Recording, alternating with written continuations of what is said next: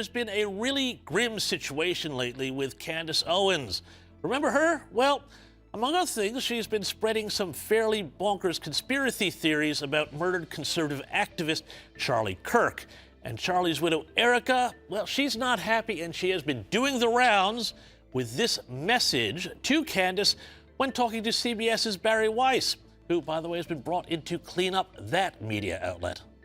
The podcaster Candace Owens, okay? At one time, a friend of Charlie's, at one time, an employee of Turning Point. She has been one of the main peddlers of these conspiracies, and she is making a huge amount of money on it. She is building her business off of these lies. What do you want to say to her and the other people that are putting these lies out into the world right now? Stop. That's it. That's all I have to say. Stop. Doesn't get any clearer than that.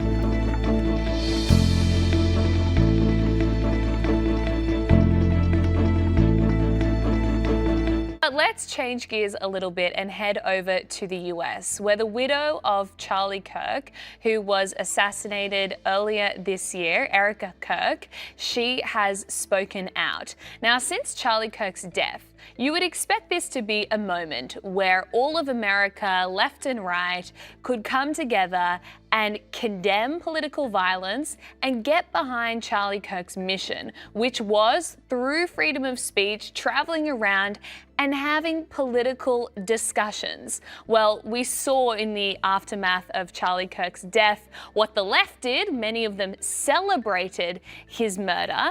But on the right, something very disturbing has happened. There has been this fracturing of conservative voices, many of whom have started peddling conspiracy theories as to why Charlie Kirk died, how he died. One of the most prominent people pushing this is Candace Owens, who 5 days a week since he was murdered has produced an hour-long podcast analyzing how it couldn't possibly have been the guy, Tyler Robinson, that the FBI caught. It must actually have been someone else, an internal cover-up by TPUSA. She also thinks the French and Israeli governments are somehow involved in this. It is absolutely bonkers. But thanks to all of our conspiracy theories, Candace Owens' podcast is now #1 in the world. Now, poor Erika Kirk, who's still grieving her husband, trying to steward this organization, well, she has just had enough. Have a look. But here's my breaking point on that. Come after me, call me names, I don't care. Call me what you want, go down that rabbit hole, whatever. But when you go after my family, my Turning Point USA family, my Charlie Kirk Show family, when you go after the people that I love, and you're making hundreds and thousands of dollars every single episode going after the people that I love because somehow they're in on this, no. Now, it has been this relentless campaign to try and smear everyone in Turning Point USA, donors, as I said, the Israeli and French governments, as somehow being part of this assassination, which is mind-boggling. But James, it has torn apart the right and the Republican Party in the US. Their polling since all this happened, you would expect it to go up.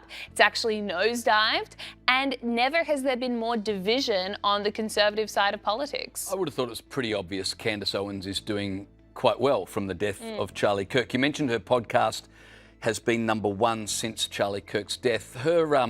Her views or her listens per episode have increased 25% since she's been doing this whole who killed Charlie Kirk conspiracy stuff, even down to the point that she says there's a big conspiracy around where Charlie Kirk has been buried. And of course, his burial plot has not been made public because, as we saw after the assassination of Charlie Kirk, psychos from the left kept on going on and on about Charlie Kirk and wishing ill on his family. And so they've kept the burial plot secret so that they can go and mourn without fear of being, confronted by lefties at the gravesite.